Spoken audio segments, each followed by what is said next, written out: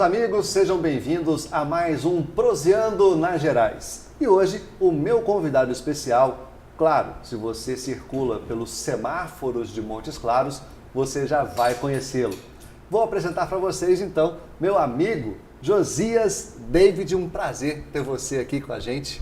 O prazer é todo meu. Fico muito feliz de poder estar participando do seu programa. Entende? Que bacana. E eu já vou começar perguntando para você. Você é mesmo de Montes Claros ou veio de alguma outra cidade? Sim, sou montes clarense. E isso é uma pergunta que muitas pessoas me fazem no semáforo, sabe? E é curioso, as pessoas, de onde você é, hein? Sabe? Tem outros que chegam e falam em espanhol pra mim. Eu amigo, e eu olho assim, e eu sou brasileiro. Porque a maioria das pessoas que a gente realmente vê por aí, passam 1, 2 semanas e a gente não vê mais. Você tá sempre por aí. Sim. Eu sou residente aqui, eu sou de casa. Nascido e criado. Nascido e criado, graças a Deus. Então me conta, como é que foi crescer na cidade grande? Como é que foi ter a sua infância aqui em Montes Claros? Foi uma infância, imaginamos nós, que pela alegria que o Josias sempre passa pra gente, uma infância totalmente feliz. Foi feliz. Eu tive muitas vivências bacanas, tive a oportunidade de brincar, me divertir, mas tivemos também as partes negativas. Como assim? A parte que antigamente a gente tinha uma pressão muito grande sobre a criação, os pais eram muito severos, sabe?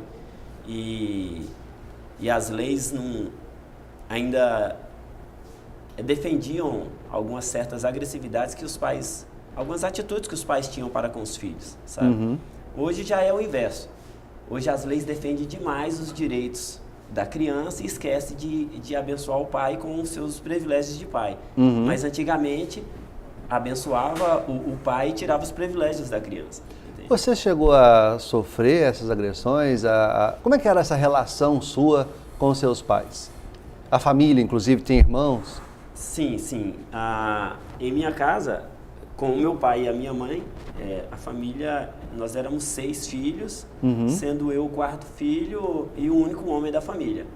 E tive um problema sério nisso, porque... 5 mulheres e você de homem? Sim, então, como eu venho de uma família humilde, a gente tinha certas limitações financeiras e, nesse caso, o privilégio era para as moças, né? As damas em primeiro lugar. Sim, eu sempre ficava na sobra, então, vamos ver, se der, Josias leva, senão... A sorte minha foi que eu tive uma tia. Eu tenho uma tia, a tia Olívia, então ela sempre... me agraciava de uma forma diferenciada, porque ela, além de tia, se tornou madrinha minha, acho que é de batismo, né, que é madrinha.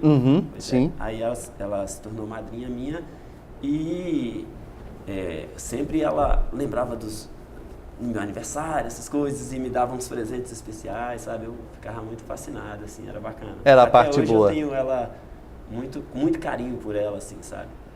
Os seus pais, você estava me contando que acabaram se separando. A partir desse momento de separação, como é que se tornou a sua vida, que já não era, como você está me dizendo aí, nada fácil em casa? Sim. A mãe é aquele ícone que abençoa e que protege os filhos até mesmo das más atitudes dos pais ou dos más julgamentos, sabe? Eu não creio que na minha meninice eu tenha sido uma criança perturbadora ou agressiva, sabe? Muito pelo contrário, eu era meio lerdo assim para as coisas, sabe? Meio avoado, meio devagar, então era bem tranquilo. Não era nem exagerado e nem muito tonga. Eu carregava devagarzinho as coisas, sempre respeitando cada passo, mas mesmo assim acabava que eu entrava em conflito, até porque eu tinha 5 irmãs, sabe? E às vezes o pepino sempre caía em cima de mim, por ser o único homem. Sim. Aconteceu isso e você que é o homem da família e tal, entende? Aí acabava sobrando para mim e eu é quem recebia as punições nesse caso. Mas aí com as tias, inclusive, como você me disse anteriormente, com a avó, se você também tinha, as brincadeiras de criança também trouxeram essa abertura da diversão, da brincadeira, do conhecimento. Sim, como voltando um pouquinho, a questão da separação do meu pai com a minha mãe afetou bastante, por quê? Porque o meu pai trabalhava viajando, entende? Então, pouco tempo ele vivenciava com a gente em casa. E a minha mãe, ele praticamente a proibiu de estar conosco, sabe? E consequência disso, nós fomos viver com a minha avó. E a casa da minha avó era uma casa pequena, tinha um quarto bem pequeno, tipo uma média de 3x4 a medida, e ali dormia os 6, sabe? Era uma beliche e mais outra cama do lado, era 3 camas. Então, a gente dividia 2 aqui e 2 ali. E tanto que teve até uma vez que eu estava dormindo na beliche, eu caí, meti a cabeça na quina da outra, por quê? Porque a Mônica, que dormia comigo, ela tinha uns manias de empurrar e eu caí lá no chão, rachei a cuca. Aí eu acordei, fui lá no quarto de vó, sangrando assim. Ela, que é isso, menina? Eu falei assim, ó, vó, eu caí ali, aí vamos colocar sal. Aí colocou sal, nunca mais nasceu o cabelo no lugar. Essa é boa. Mas era uma atitude que usavam muito, né? Pra poder estancar o sangue e botar sal no lugar, pois né? É. Depois o pessoal falou que tinha que ter colocado café. Eu falei, moço, vocês estão querendo fazer o quê? Fazer um almoço na minha cabeça? Mais ou menos por aí. Mas aí, com a vivência com minha avó, a minha avó, ela era mais, digamos assim, mais humana, sabe? Ela era muito defensora. Ela se tornou a minha mãe. Hoje eu tenho ela como a minha mãe, sabe? É lógico que o cotidiano, a batalha do dia a dia, às vezes nos impede de estar constante com aqueles que nós amamos, sabe? Constante que eu falo na questão física. Mas dentro de mim, o reconhecimento por tudo que ela foi, que ela é e que ela sempre será, para mim, isso é insubstituível, sabe? A minha avó, eu a amo, sabe? Isso é importante. Então, isso para mim é chave, porque eu sei que ela foi quem me susteve nos momentos mais difíceis, assim, em relação familiar, sabe? Eu acho que aí, então, você deve ter ganho a liberdade que você queria para poder se divertir, aprender, e aposto que, além dessa história de cair da beliche, deve ter mais histórias suas aí de brincadeiras, especialmente na rua, que é onde a gente brincava quando era criança, né? Sim, sim. Na rua foi legal. Tipo assim, a minha avó, ela sempre me deu oportunidade de ser criança, sabe? De vivenciar essas coisas, que hoje até é difícil de se encontrar, sabe? Eu me sinto privilegiado por isso. Como brincar, e na rua tinha uma turma enorme de crianças, sabe? A gente se divertia, era todo mundo unido e a gente brincava de pular corda, pique-esconde, polícia ladrão, cabra cega, porta-bandeira, eu sou pobre, pobre, pobre, sabe? Jogava bola? Jogava bola e até quebrei o dedo, quase que eu perco o dedo por causa disso. Como assim? Eu fui, tipo assim, eu não era muito bom não, e eu, molecada joga descalço e tal, aí eu fui dar um drible no Breno, que era um amigo meu, aí na hora que eu bati o pé assim de lado, ele veio chutando na louca e chutou meu dedo assim, que virou ao contrário, o osso chegou a sair pra fora, cara. Que isso, Aí eu rapaz? abaixei assim, fiquei olhando aquele trem branco assim, e sabe a coisa mais louca? Não sangrava. Como assim? O osso saiu pra fora e nada de sangue? Eu não entendi, cara. Não sangrava. Você não tem sangue no corpo? Eu não sei, eu tenho sim, mas eu sei que não sangrava. Aí o trem ficou só na pelinha assim, balangando, sabe?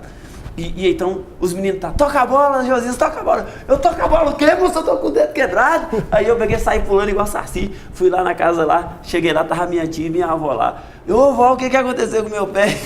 Quase matou sua avó de susto. Ela quase endoida. Meu Deus do céu, o que é isso? Aí minha tia que tava lá ainda bem, ela tinha o carro dela, ela me pegou, levou pro hospital e a gente conseguiu arrumar esse dedo. Esse é o Josias. Olha, eu vou falar, a gente conversou um pouco antes de começar aqui o nosso programa e eu soube de uma história que essa foi interessantíssima. Quer dizer que você, por ser um cara que não é muito rápido, não consegue correr muito, acabou escapando de uma boa. Isso foi uma aprontada que a gente fez. A molecada tem mania de sair pra roubar manga, já viu?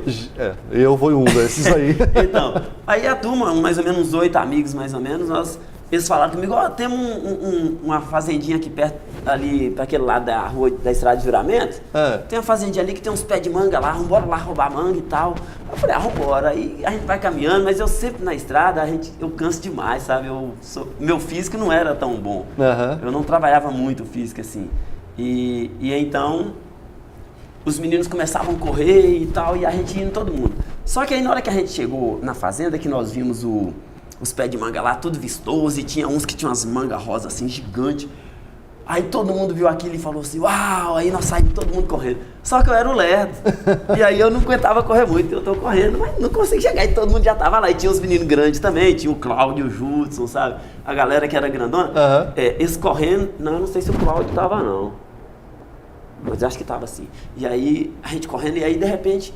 Eu falei assim, eu tenho esse outro pé de manga aqui, que as mangas são menores, mas parece que tá madura também, eu vou nele, sabe? E aí eu fui nele. No que eu tava chegando nas mangas, moço, o que acontece? Eu tô vendo o pessoal, todo mundo correndo, mas ao contrário, agora não era pras mangas não, e ninguém com manga na mão, e nego pulava no chão e rolava. Eu falei, que loucura, que é isso? Cachorro, será? Não, pior, era maribondo, cara. Tinha maribondo lá no pé de manga, e parece que a caixa era enorme. E eles meteram a mão nessa caixa lá na hora que balançou o pé, que alvoroçou tudo. Moço, teve um amigo meu, o Breno, que ele levou tanta picada assim no rosto, que ficou com o rosto inchado assim, ó, parecendo uma máscara assim, ó, monstruoso. O Judson levou umas 500 ou uns 1 milhão de picada nas costas, sabe? E ficou cheio de calombo. E você nada, tranquilo? Eu nada, eu me dei bem por ser lerdo. Tá vendo? Ser lerdo às vezes tem suas vantagens. Tem suas vantagens. Só que também tem sua carga de peso, né? Porque... Foi isso que eu ia perguntar. Hoje fala-se muito em bullying. E você ser o lento, devagar da turma, não era motivo de gozação, de bullying? Não. Tipo assim, a turma nossa, nós éramos muito unidos, éramos muito amigos. Em tudo a gente estava sempre junto, sabe? E não tinha aquela coisa de porque eu sou homem ou porque eu sou mulher, sabe? Ali nós éramos pessoas que estávamos ali querendo se divertir e respeitávamos muito um ao outro, ajudávamos. Eu, por exemplo, quando a gente fazia corrida, que os meninos cismavam de correr, eu não era muito adepto, não, mas fazer o quê, né? Vocês querem ir? Eu ia junto. Eles tinham mania de correr lá, a gente corria ali na rua, na Estrada de Juramento, bem lá na frente tinha um lugar lá que a gente chamava de entrada proibida, que tinha um lago, sabe? E a gente ia até lá correndo, tomava banho no lago e depois voltava.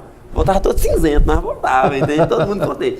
Só que aí, na hora de correr, toda vez quando eu chegava mais ou menos na metade do caminho, aí tinha o Elton, que era o mais alto da turma. Mais forte? Sim. A gente comparava ele com o Bruce Lee na época, sabe?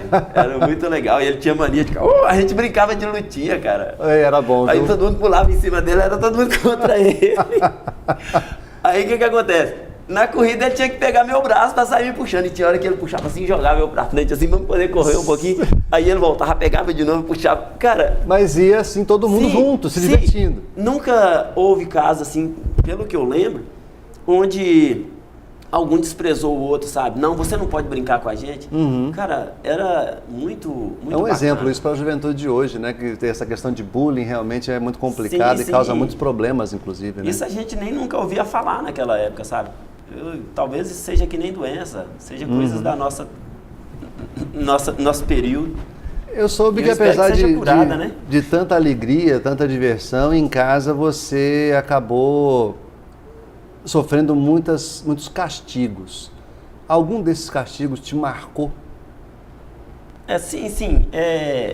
Como o meu pai ele era muito rígido com a criação e às vezes até com envolvimento direto com as minhas próprias irmãs, às vezes o pepino sobrava para mim, eu tinha alguns castigos. Mas sinceramente eu nem sei o que eu fiz assim para ser castigado. De ruim na minha infância para ser castigado, porque eu não tenho muitas lembranças assim, mas eu sei que, tipo assim, até o meu tio, às vezes, falava que eu fui muito castigado mesmo, sabe? Mas um dos castigos eu lembro que foi uma vez que me marcou, o meu pai, ele me colocou nu lá na porta da rua, sabe? Eu ainda criança. De frente pra rua? Sim, lá na porta, e falou que eu só saía de lá quando ele mandasse. Todo mundo passando, lá, você sem roupa? Todo mundo passando e vendo eu pelado, aquilo foi muito louco pra mim, sabe? E isso me tirou um pouco do fascínio do meu pai, sabe? Eu já não tinha ele como um pai herói. Eu tinha ele como um pai. É tipo assim, é até uma dica que eu dou para os pais, sabe? Não ganhe o respeito de seus filhos com violência. Ganha com amor, sabe? Eu acho que o meu pai, ele buscou o respeito meu através da violência. E eu até já comentei com ele, agora crescido, eu já tive a oportunidade de conversar com ele sobre isso. E eu falei, ó, você não me ensinou a te respeitar. Você me ensinou a te obedecer. Existe diferença entre ser obediente e ser respeitoso, sabe? Sim, com então, certeza. Essa coisa precisa ter cuidado, sabe? Isso te marcou a ponto de sair de casa? Sim, por várias vezes. Na primeira vez, eu tinha na casa dos 12, 13 anos, eu peguei a bicicleta, joguei um sabonete, um desodorante na bolsa e peguei estrada. Um sabonete e um desodorante. Por que um sabonete e um desodorante? Nem eu sei. Não tinha dinheiro, não tinha comida? Tinha não. Mas o sabonete e o desodorante estavam lá. Eu sei lá. Aí eu sei que eu peguei a estrada. Aí quando eu percebi, eu estava na estrada a caminho de Juramento, que era a rota que eu sempre fazia quando eu corria. Entende? Aí eu falei assim, vou ver aonde essa estrada dá. Nunca sabia que existia Juramento. Eu sabia que o nome da estrada chamava Estrada de Juramento. Mas por quê? Eu nunca subi. Mas foi legal, porque Montou eu acabei... na bicicleta e tocou a estrada. Aí lá no caminho eu vivenciei boas aventuras, conheci pessoas fantásticas, sabe? Eu vou querer saber um pouco mais a respeito dessas aventuras, pessoas que conheceu, sair de casa tão novo, 12 anos de idade, daqui a pouco, no nosso segundo bloco. Segura aí, a gente volta já já.